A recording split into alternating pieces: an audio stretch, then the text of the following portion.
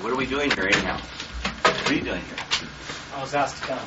Oh, good. Hey, this is a guy I want to come. All I have to do is ask him to do something. He'll do it. Forrest Gump. Actually, he does have a meta program almost like that. But then he has a secondary meta program that kicks in about a day later. And he goes, what did I do? Okay, so he has the sameness metaphor when he first does it, the meta program. And then later he'll get a different meta program that will pull him out of the ditch, so to speak, because he commits himself to a lot of things that he didn't really know if he should or not. Okay, now when you make a decision, okay, about anything, do you go inside and think about it? Or do you go home and talk with your wife? Go home. And talk with your wife. Okay, good. Now, let's say that you're the type of person that goes inside your head, thinks about it, comes out, and it's all done. But you're married to someone that has to talk about it. What's going to happen? Besides bitching, moaning, screaming, you don't love me, you don't care, you never talk to me. And now, I personally wouldn't be one of those guys that go around and make my decisions inside my head and just come out and it's all finished. I wouldn't do that. Okay? And some of the biggest fights I've ever got in the world with my wife is because she likes to sit and talk everything through. And if she doesn't talk it through, it never happened, and you don't love her. To her, it's a form of love. You sit and you talk to her. And you go, oh, good. Now, you can't read your book. Yeah, She won't go for that. You got to look at her and make all the signs, too. Okay, let's say that you know this stuff about people. What good is that? Let's say you know meta programs. Let's say that you know the inside driving forces of a human being. What good is that? I mean, I can't be good for money. Can't be good for sex, social things. Can't be good for things like that. Can't be good for manipulation of humans. Couldn't be good for that, could it? Would you guys want to manipulate people? I wouldn't. Because that's evil. I do have a rule. One of my rules actually comes from the Huna, from the Polynesian ancient arts. And my rule is the only sin is when you hurt somebody intentionally. Does that make sense? The only real sin is when you hurt somebody intentionally. Now, if let's say that you're a car salesman and someone walks into the lot and you go up to them and say, hey, yeah, how can I help you? And then you actually elicit their meta programs in the next 3 minutes in language patterns without them knowing it. Now, did you drag them onto the car lot? So when you elicit their meta programs, those programs inside their unconscious mind that they're not aware of, they have no clue they even exist, what you're really doing is finding out their value system for buying the car they walked on the car lot to buy in the first place. Does that make sense? So if you elicit, you are at that time helping them get more than they could have got without you knowing how to read them. So these people are now better off than they would have been if they would have been with some ignoramus that go, hey, you want to buy a car? Yeah, this one over here, 1669, you know. Okay? And so I think that learning how to do meta programs is one of the best things in the world. I was at a convention in Portland about 2 months ago. And see, when I go to train, I usually go and train with high-level people that usually have at least a master's in psychology or a PhD in psychology, or they're NLP trainers with neurolinguistics programming, or they've been doing some sort of mind training, sports psychology for 10, 15, 20 years, because they usually go to trainers' training classes. Well, when you go to trainers' training classes, everybody there has fantastic external awareness. So you're just one of the guys. You're all normal now. Say, yes, I understand that. Okay. And so when you're taking these trainings, you're all on such a level that it's just like, oh, you're all back in the first grade again. But when I went to this Huna training up in Portland, these guys were all real normal people. Does that make sense? And I'm going, I'm a god. These guys have no clue about anything. Okay? And I went, wow. And then I started thinking, because all my own people, okay, so guys that train with me personally, raise your arm. Now, you guys that train with me personally, how much have you learned about the covert manipulations of the mind since you've been on my schedule? Just in the private lessons going over a kimono grab. Does that make sense? Because you're learning the external art of the martial arts, and you're learning the internal secrets of the martial arts that almost no one else in the world knows in martial arts except me. Okay, is it because I'm smart? No, I just happen to take this training and this training, and I go, wow, look at that shit. This is good stuff. Let's integrate it, okay? Now, they weren't aware of their visual externals. They weren't aware of their auditories. They weren't aware of their kinesthetics, externals. They had no clue on even the stuff that we automatically pick up in normal martial arts.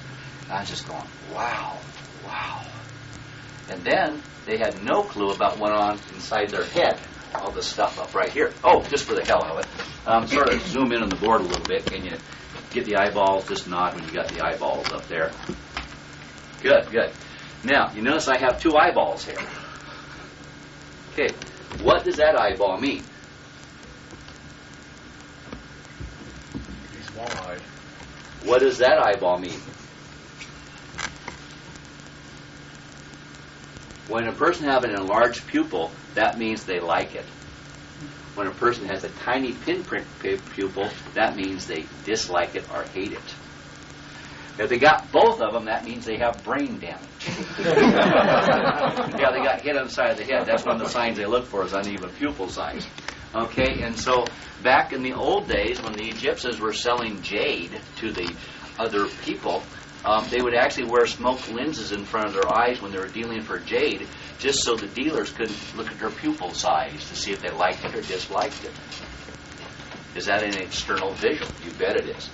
Okay, now, what we're going to do first is we're going to train you real quickly with workshop-type applications. We're going to get in groups of 3. We're going to go over some visual externals. Before I do that, there's something else I want to go over really, really quick here. See, I automatically assume that you guys all know how to do what I automatically assume you know how to do, and that means I'm wacko. Does that make sense? Because when you assume, you make an ass out of you and me. That's what it comes out to. Okay? And I assume everybody has control of their state change. And I was in the back room there today, and I heard this guy say, oh, God, I got to do stretches again. Well, there's a presupposition in that thought process the way he said it. Does that mean he loves to do it? Does that mean he looks upon it with longing? Does that mean he's going to be good at flexibility? Okay, and all he has to do is change his state. It takes almost no time to change your emotional state. Okay? Now, you can change your emotional state with your internal representation of the task to be performed. You can change your state by remembering a state that you liked and anchor that one, then use it for the new task. Or you can change your state with physiology. You can also change your state with auditory. Does that make sense? Say yes. Yes. Nod your head. Yes. Yes. Good. Now, what we're going to do right now is a real simple thing about changing your state with a visual. Okay? So, from here, I'll get you up here, white man. Yes, sir. Yes, sir. Good. Oh, quick, I only got 4 hours. No, I got enough for 3 weeks, guys. Okay. Now, get right about here. Okay. Now, can I have this for a second? This is gorgeous. I love this. If anybody's into energy fields and vibrations, come up and feel it. Okay. Now, this is right about here. Okay. Now, I want you to have it right about there. Now, close your eyes. Now, see it up there and just nod when you see it up there. Good. Now, it's up there. I want you to make it twice as big. Good. Now, I want you to make it 10 times as big, so it's really big. Good. I want you to move it just a little bit closer. Good. Now, I want you to turn it to bright gold. Just nod when you turn it to gold. Now, how does it feel when you think about 10 times as big and turn to gold? Very good. Good. Now, stay there. Now, from here, we're going to shrink it down. Shook. So it's the size of a pinhead. You see the state change? Okay, now we're going to move it off to the end of the football field. Wham. And we're going to change it to 10.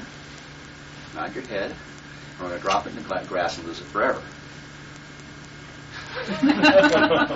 How's it feel? Not so good, sir. Okay, stop. Come on back. Thank you. So what we did is we just changed his internal representation of the item. Does it make sense? Okay, have you ever had a person... it was yesterday.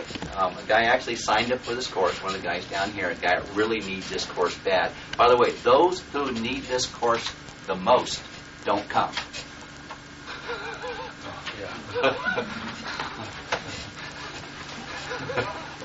Okay, and I asked, why aren't you coming to the class? He goes, well, I got to pay them, and I just can't make it. And I go, oh, okay. And see, I'm different. My meta program is if I want something, I will do whatever it takes to get it. I will find a way. Does that make sense? That's a meta program. That's one of the reasons I'm successful. Okay? That's one of the reasons that guy will never be successful until he changes that meta program, which he could have learned how today. Okay? Good. So, you have to learn how to do what we call the visual internal states. Okay? Now, everybody just sort of stand up. Oh, here. Well, we'll use one here. Okay? We'll use somebody right here. Did everybody get how we did that one with him, the visual? Okay, because we're going to do visual first. Okay? Now, have you stand up here, Mr. Thorstad, over here, sir. Oh, okay. Now, he's already in good state, so we have to make him feel like shit. Okay? Okay, so... now, just slump your shoulders a little bit, and just hunch over, and just, look down to the right. Now remember your worst bill that you never paid, and the collectors are coming at you. And think about that. Okay? And just think about another bill that you haven't paid and coming at you on that one, right? That. And remember how your girlfriend dumped you. Look at it. Isn't it great? Now, how do you feel as you look down there feeling trash? Okay. Now, usually people pull themselves into trash by what they focus their thoughts on. He focused his thoughts right there with my help on trash. Okay. Now, go ahead and stand up straight. Okay. And look at the ceiling right about up there in the top. Okay. Now, take a deep breath and roll your shoulders. And keep looking up there and going up there. Look up there. And go and say, I feel like trash.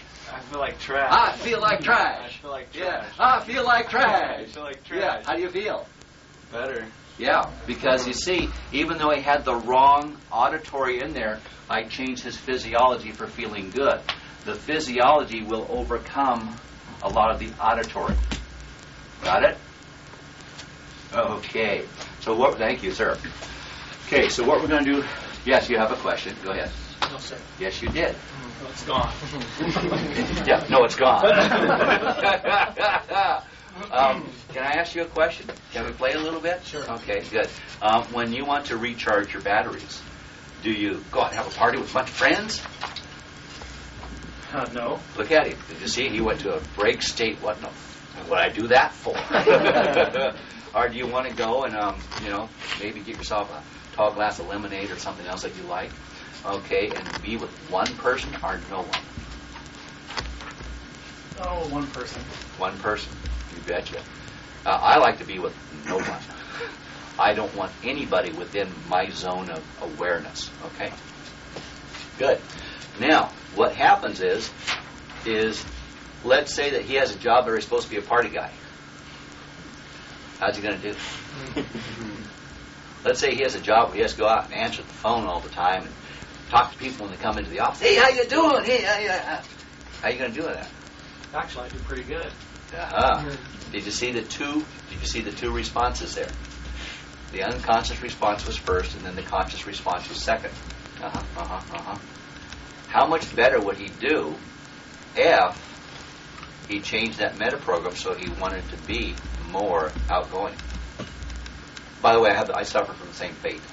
I actually have to put on a uniform called extroversion when I'm down here wanting to talk with people, and I forget most of the time. Have you noticed?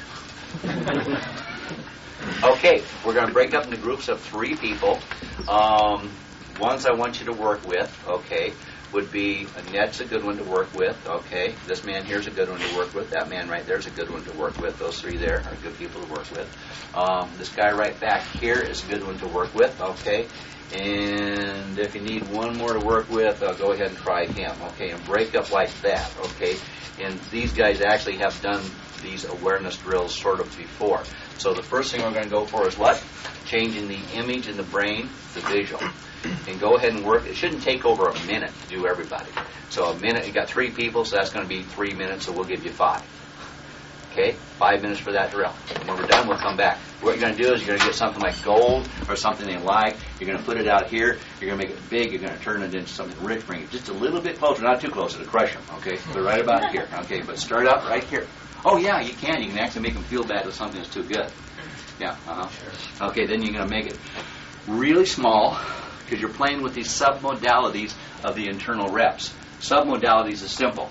A modality is visual, auditory, kinesthetic, gustatory, olfactory. Those are modalities, okay? See, hear, feel, taste, smell.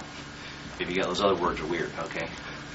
Okay, so what you do is you take see, and so you see can be size too. You can see something little, you can see something big, you can see something close, you can see something far, you can see something dim, you can see something bright. Those are the 3 main drivers in visual submodality.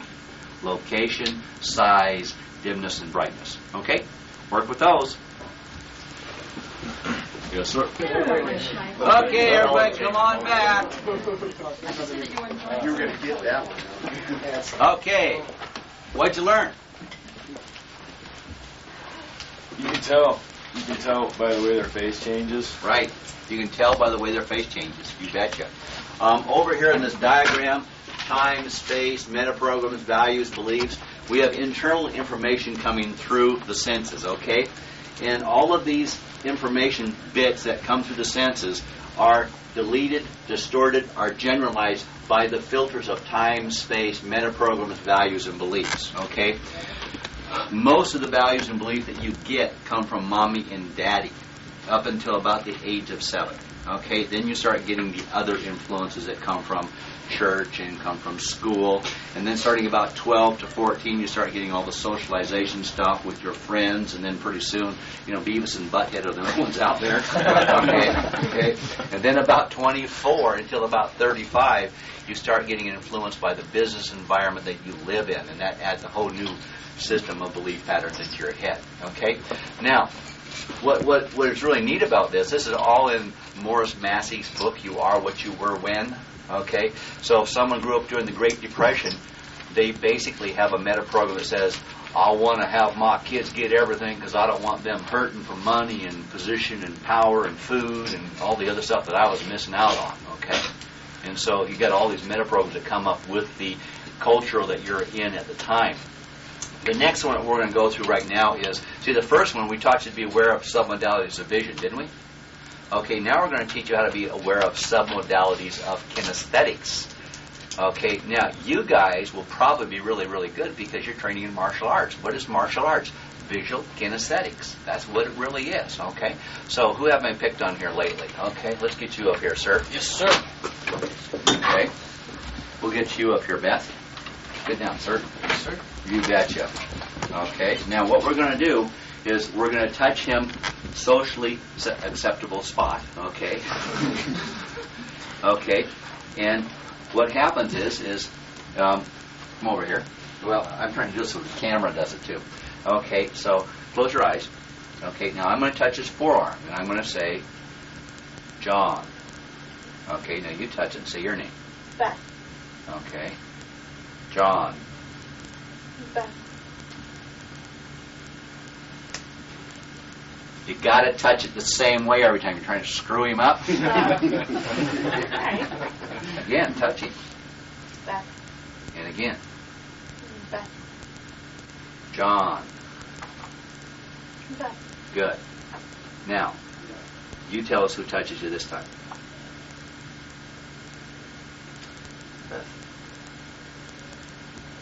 That's pretty easy, isn't it? That's all the drill is. Okay? And then once they get it like that, you go, John, lightly. And she tries to match your touch. No, try to match my touch. Look at me when I do it. John, look at the pressure. And you say Beth. Beth. Good. And I go, John. Now try to match me exactly. You do it again. I'm opposite. I can't. Shh. Do it again. Good, good. That one was closer because I'm watching it. Now, what you get after a while is you'll get to be able to press, and you'll be able to, when they press, you'll feel the pressure because you're hooked up synesthesically with the visual kinesthetic. Does that make sense? And the more training that you get, okay, I've got people that have been with me like 4 or 5 or 6 years now. Man, they're just like that. Okay, the ones that are coming up, they go, oh, it's impossible to do that. No, it's not. You just practice it. How do you do the ABC? Repetition. Okay, so we'll do this again. Beth. John. Beth.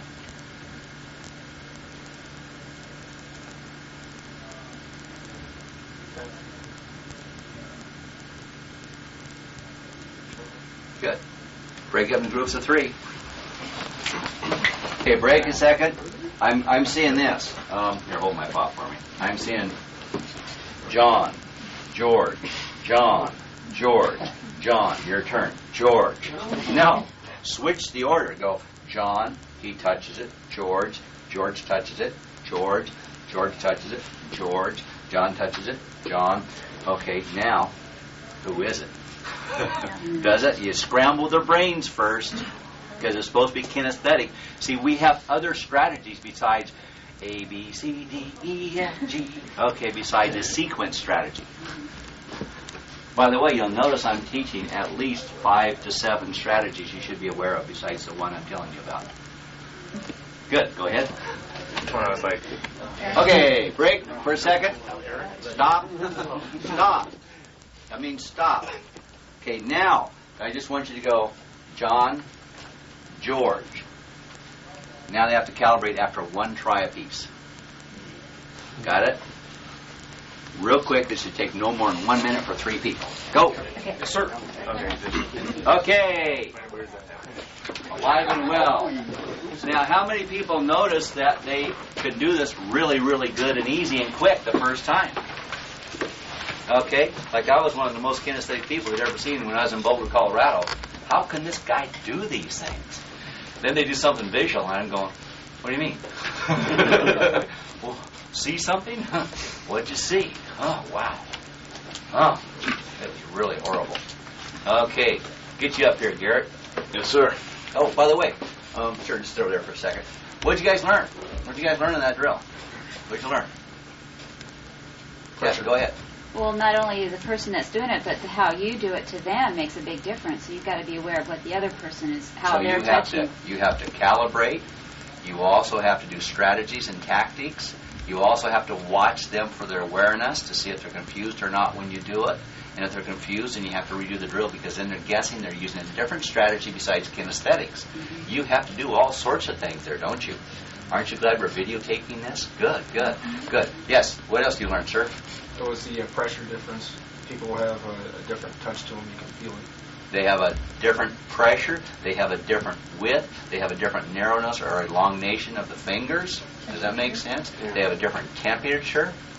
They have all sorts of submodalities of touch pressure. Does that make sense?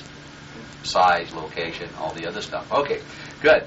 Next drill is going to be back to visual. Now, you notice I'm doing visual kinesthetic. Why? Because we're martial arts athletes. That's why. Okay. Now, let's get you up here, Garrett. Yes, sir. Over here. Whoa, no, right here. So you can watch Garrett really good here. Okay, and so just zoom in here so you can see his face pretty good. We'll move you right here, Garrett, so the light's on your face. Good. Okay. Now, this is a visual calibration drill, so you guys watch him, and you should be able to see me on the film too there, sir, can you? Okay. Now, hey, what'd you have for breakfast? An orange. An orange. Wow, good, good, good. Okay, now you notice that the first thing I did is I broke his state from whatever state he had before. Okay, the reason that you break the state before you start talking to him, whether you tell him that or not, is you break it by going, hey, well, those are nice shoes, man. I like those. I bet you those are they steel-toed? No, sir. Okay, yeah, 'cause I'm thinking about getting some steel-toed boots because I've been riding my motorcycles lately. Now, I ride them with tennis shoes, and they hurt the toe when I shift. Anyway, and so that'd be a brake state for that, too. Plus, it's an enjoyable brake state. Does that make sense? And so, have you ever gone somewhere after you had an argument with your significant other? Motherfucker. That's called oral sex. Motherfucker. Okay. Sorry.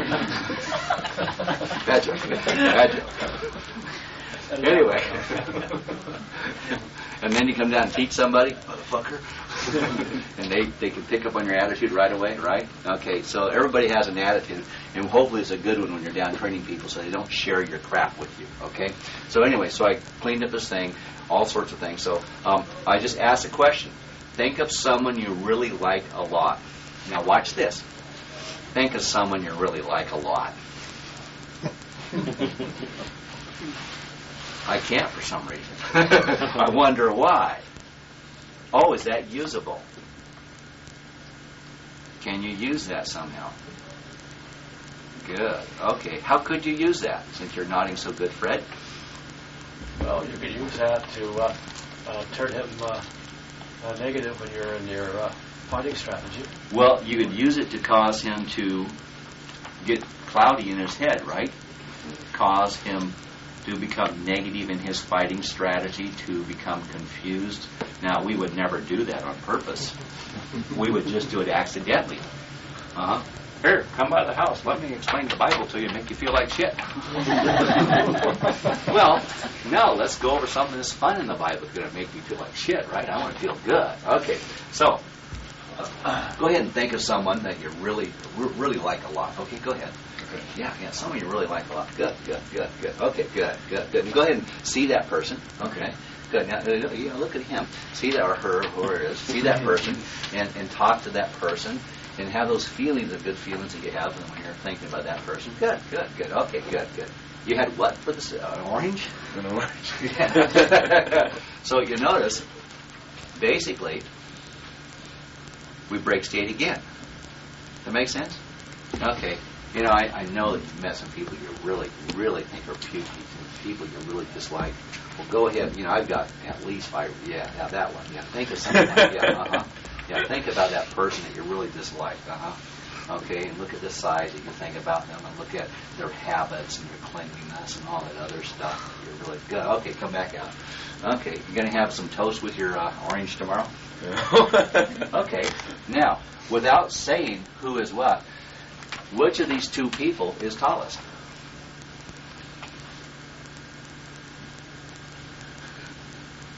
Good. Now, what did you pick up? What did you pick up? The person that he likes is tallest. I didn't pick that up at all. What did you pick up? Well, first he had long pause. He's trying to find the person because they're probably close to the same height. Yeah, he got confused. He got a little confused. He got confused. Okay. Now, of those two people, what one had the darkest hair? Oh, the one I don't like. No, you don't tell us.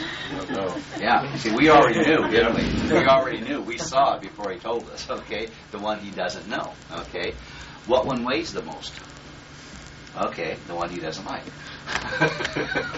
Okay. What one has the fairest skin? The one he likes. See it? Okay. That's what we're going to do. We're going to break up into groups of 3, and we're going to have him think of someone he likes, okay? And we're going to calibrate it. Now, you help him think of somebody he likes. You have him basically, now see the picture, see the guy, hear the person talk, or whoever the person is, and feel the emotions you feel when you're around him because you feel good because he's your friend. Okay, then you break state, and then you go into the other person. Now think of someone that you dislike. And you make sure you can grant some of you really like, some of you just feel like, oh, geez, you've seen those guys, yeah? Right, that type of person. Okay, and so you have to have your congruency there. Okay, groups of 3, have fun. Same people in charge. Okay, break for a second. Okay, this man here is going to do it to me.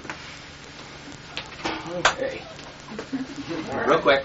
Think of somebody, All right. Think of somebody that you really enjoy being around. Okay.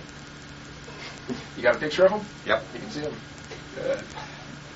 Go ahead and think of somebody that you really can't stand. Got it.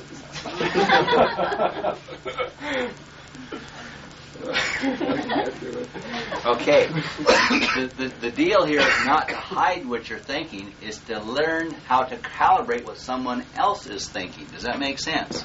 Okay? So, when you think about somebody that you dislike, imagine you're stepping in a warm dog turd with no shoes or socks on. Got it? Associate into the memory. Okay? And if you're in a parade rest position, I'm sorry, you won't calibrate very well. Okay? So get into the thumbs in the pocket, the slouch. Yeah, hey, how you doing? Hey, take that girl out yet? Yeah, this type of stuff. Get into a natural pose. Because when you're talking to everybody, they won't know that you're going click, click, click, click, click, and you're putting the zoomers on like they did in Terminator. No. Got it. Okay? So let's go back and do it again. And you guys are in Terminator mode. Let's switch. Okay. Natural mode. Go. Stand up just a bit more. Okay, everybody's done, right? Yes, sir. Okay, good. Let's go on. Okay.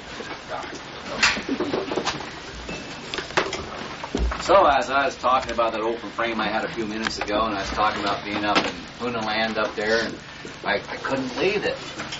See, what happens is when you have the in Hoona, they believe in the superconscious mind called the higher self, and their belief patterns. But it's called the superconscious mind. If you want to talk about Carl Jung's studies back in the 20s and 30s. Okay, then they have they have conscious mind here, and then they have the unconscious mind right here. Okay, well the thing is they have found out through alpha brainwave training and through Hoona stuff and through sports psychology and through NLP that if the conscious mind and the unconscious mind aren't aligned together, you can't communicate with your higher self. By communicate, if you get religious about it, you're talking about prayer. Does that make sense? Okay. Now what happens is we have internal information coming in. It's deleted, distorted, and generalized by our time, our space, our meta-programs, our values, our beliefs, okay? And then it's stored as representations there, and right here, state changes in physiology. Then it comes back out in our behavior. But if you have no awareness externally, if you have no awareness internally, what's your chances of hooking up the conscious mind and the unconscious mind so you can communicate with higher self?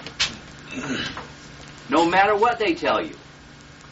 That's the reason that prayer doesn't work for most people, is because they have all of this unhooked up with that. Okay? And so, hypnosis, by the way, can hook it up. It'll take about 21 days for the good hypnotic person. He can, keep redoing it. Here, watch this. Everybody stand up. Okay. Now, put your hands like this and go, I feel good. I feel good. I feel good. I feel good. I feel good. Now, what is really nice, we're not stopped yet, but what's really nice, just keep your hands up, is that even if you don't believe in it, you do this for 5 minutes, you're going to feel awful goddamn good. I feel good. I feel good. Look at this healing. I feel good. I feel good. I feel good. I feel good. I feel good. Be healed. No. Okay, now, how do you feel? Good. How do you feel? Just by doing that for about 30 seconds, your emotional state change is instantaneous. Now, the power of the Lord did not come through you then. It was your self-talk, your physiology, and the internal reps that you just made. Is that nice to know? That's the reason I say if someone can't control the goddamn state, they don't make black belt for me. Does that make sense? That's this. I mean, that's simple. Okay, have a seat. That took, 40 seconds to learn how to control your state? Okay. So anyway, keep these pictures in mind here. Everybody knows that I like Rolexes, right? Okay. And I'd see a pawn shop and I'd go, got to stop in there. And then I'd stop in the pawn shop and I'd go, got any Rolexes? And if they did me a good enough deal, I always walked out of the store with another Rolex. Excuse my burp here. A lot of Diet Pepsi back here. So anyway, after 32 Rolexes, I started going, wait a minute, this is not normal. Is this normal? How many Rolexes you got? I have none. You don't have none. So what's going on in here? Wow. I mean, I'm not in charge. I know a demon came and possessed my body. And the demon always wanted to have a Rolex. Okay? And so he made me go in there and buy that Rolex. Is that what happened? And then as soon as he got a Rolex and felt good, he left my body, went to another demon and said, hey, want to go buy a Rolex? Go buy a lottery. Is that what happened? 32 demons. Okay. Anyway, there's... Great, isn't it? I should do this down at Assembly of God Church. Okay. Oh, we talk about whips and chains, man. Okay. Anyway, so... I just for the hell of it, I started wondering, because I'm pretty slow sometimes, but after 32 Rolexes, they don't fit in the drawers anymore, I don't know what the fuck's going on. Okay, so I ran a strategy, and a motivation strategy always ends in a kinesthetic. Remember? John, George, okay? Well, that's a tactile kinesthetic. We also have a visceral and emotional kinesthetic. Does it make sense? We also have a proprioceptive kinesthetic, which is balance. So we have how do we feel about it emotionally? How do we tactilely feel about it? How do we have our sense of balance about it? How do we have, does that make sense? Our centering things. So we have all sorts of kinesthetics, and they group them all under the big K.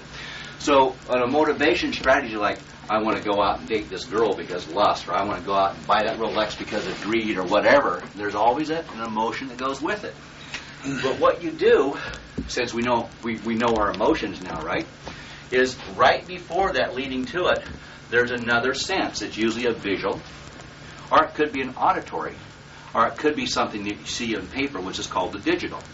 So you have a visual, you have an auditory, or you have a digital. Okay? And so I noticed that just before I got my kinesthetic, I always had a certain picture, and I was associated into it. So what I did, I go, well, let's play. And so I stepped back out of the picture, took the picture, made it really small, that little, shot it up to the corner of the room, made it black and white, and I lost my desire to buy any Rolexes. It's gone. If I want to buy a Rolex now, it's choice. It's not, what's that other thing? Compulsion. Compulsion. So the demon's gone. I de-demonize myself, right? And so the submodalities will change your driving force. Now let's say that you're non-motivated. Okay? Maybe we could switch a submodality and motivate us more? Oh, we're not going to cover that in this class, by the way. I actually covered that in a different class, the one that you got the car from.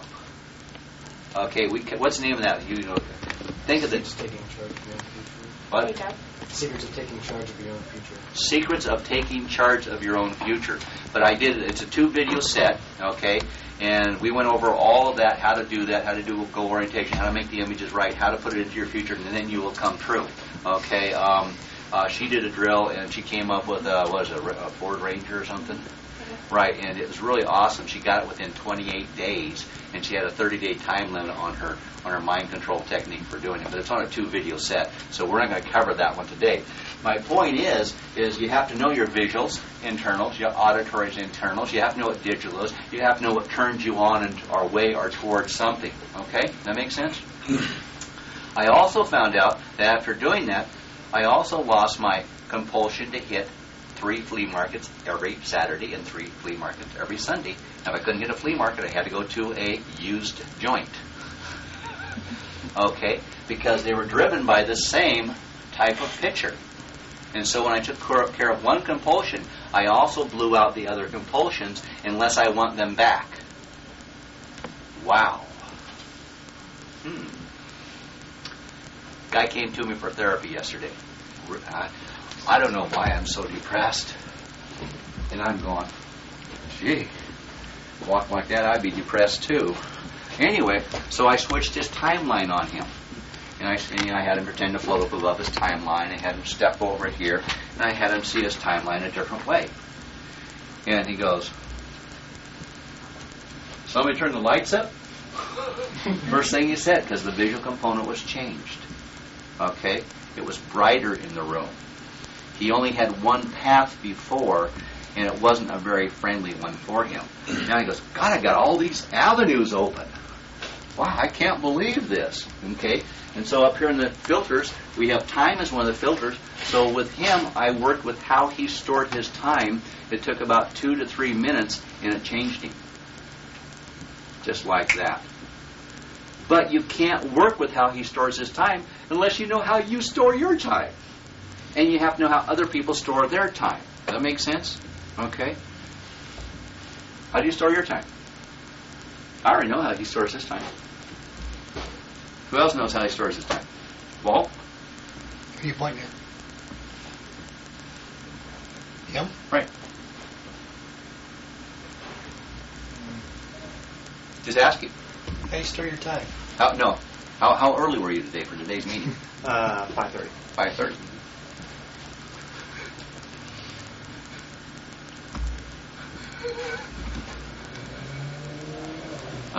Now, do you carry a day timer?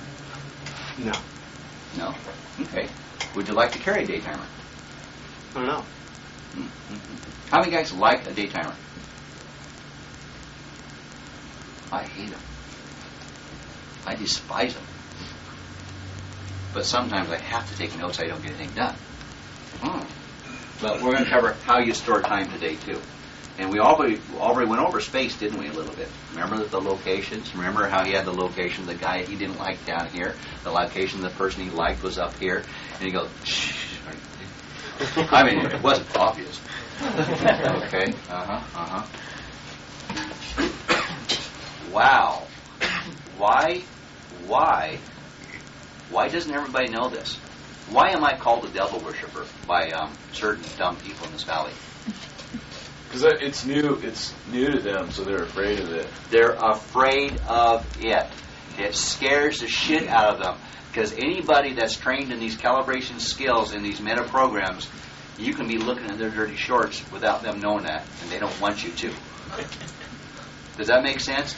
They're afraid that you will know their deep, innermost guilt, their fear, their feelings, their little squeezy little things inside their guts that they hide from with a smile. Okay? That's what they're afraid of. Okay? On the Oracle of Delphi, above that, which is the most famous prophecy place in the world that we know of, lasted for over 1,000 years. It said, know thyself. If you know yourself, then all the other stuff will come through you. It's also in the Bible this way. It's also in the Hindu book. It's also in the Zen Buddhism. It's in every major religion in the world. Know thyself. Okay? But to know thyself, you automatically start knowing him and him and him and him and him and oh, he's one of them. Okay? So I would suggest, so you won't be looked upon as an evil person. You go, hi, how you doing? Hey, John, hey, how you doing? You betcha. Okay? And they go, how do you know that? You go, I don't know, just lucky guess, I guess. Wow. Let's see. Had one of our people down here. Guy's pretty nice guy. Anyway, had a bill that's about 1.5 years old. And I've been talking to this guy about his bill for the last 1.5 years. Last week I went up to him. Okay, and I go, look, you motherfucker. I'm really fucking pissed at you. I've been trying to be nice to you for 1.5 years, and you keep giving these goddamn sleazy little fucking lies, you motherfucker. I want to beat the shit out of you, but I won't. I'm going to turn you in for credit collection for the full amount of this course, full amount of that course, and for the damn back money that you owe me. And if you don't have money to give me, you're at Friday, your ass is in court. God damn, 2 days later I had money. But all the kissing and hugging and sweet talking, this guy goes, oh, he's a pushover. I don't have to pay this guy at all. Put on a little pressure, he'll pay you, because then fear motivates him. That's called an away from personality. Away from personality. Okay? Now, I don't like to do that because it makes me feel bad when I have to push people. But I was getting to the stage I was either going to bitch slap him or threaten him. Does that make sense? I'd rather bitch slap him, but I go to jail now because I'm supposed to be a menace or something. Okay, because I have all sorts of karate skills. Now, what we're going to do